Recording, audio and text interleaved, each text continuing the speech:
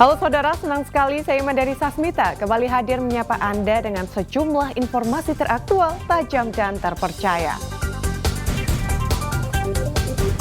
Selama 60 menit ke depan saya akan menemani Anda dengan sejumlah berita yang sudah disiapkan tim redaksi Liputan 6 SCTV daerah Jawa Timur di antaranya. Pikap hantam truk di jalur pantai selatan Tulungagung, 2 orang tewas. Kerangka wanita dibeton dalam sebuah kamar, polisi periksa suami korban. Petugas pemadam kebakaran di Tuban berhasil melepaskan cincin yang tersangkut di jari seorang pria.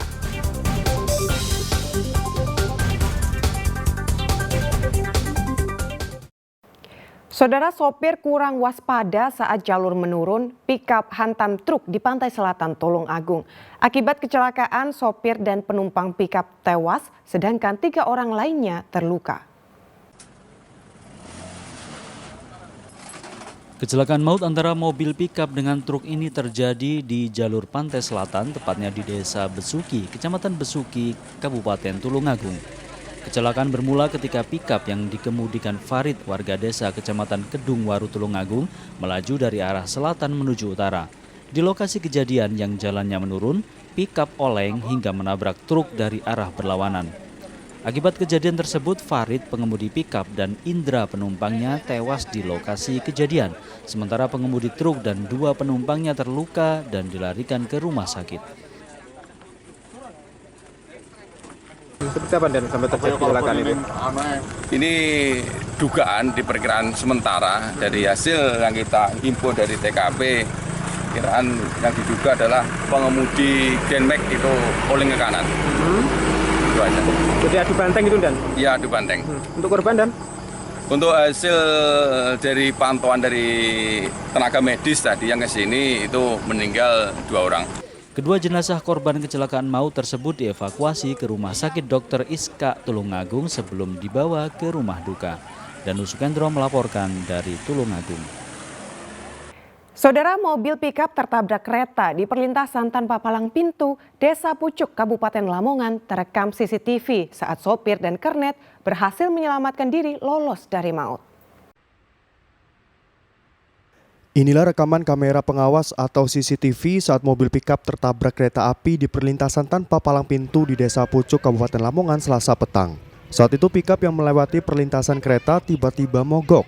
Sopir pikap Karmuji dan kernetnya Fuad yang mengetahui ada kereta sedang melaju kencang seketika bergegas keluar menyelamatkan diri. Sopir warga Bojonegoro dan kernetnya warga Pucuk Lamongan ini akhirnya lolos dari maut. Meski pikap yang dikendarai mereka hancur dihantam kereta dan terseret hingga 20 meter. Tiba-tiba ada mobil pick up yang melintas di rel, tiba-tiba mati mungkin mesinnya, dan ada sepur lewat, akhirnya ketabrak. Cuma nggak ada korban jiwa, cuma mobilnya rusak. Itu kereta api dari mana? Kereta api dari barat ke timur, Mas. Meski terjadi kecelakaan, kereta barang jurusan Jakarta-Surabaya tetap melanjutkan perjalanan, sedangkan barang bukti pikap yang hancur dibawa oleh kepolisian. Sapari Ranuwijaya melaporkan dari Lamongan. Saudara, polisi meringkus sopir truk yang melaju ugal-ugalan di Jalan Raya Kabupaten Sumeneb. Dari hasil penyelidikan, pelaku membuat video yang membahayakan tersebut demi konten di media sosial. Selain diberi sanksi tilang, sopir truk juga dites urin. Sebuah truk melaju dengan kecepatan tinggi zigzag di Jalan Raya Nambakor, Kabupaten Sumeneb.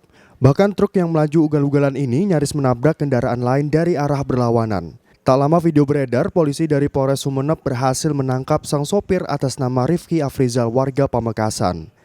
Kepada polisi, pelaku mengaku melaju ugal-ugalan di jalan hanya demi membuat konten video. Biasanya membuat kontennya di daerah mana saja? Cuma di sini, cuma 1 kali. Di jalan raya mana saja biasanya membuat konten? Cuma di sini, di Nambakor. Oh, di Nambakor ya? Nggak punya SIM ya? Punya SIM A. Oh, SIM A. SIM truk nggak punya? Nggak punya SIM A. Selain disangsi tilang karena membahayakan pengendara lain, petugas juga melakukan tes urin untuk memastikan tidak dalam pengaruh narkoba atau minuman keras.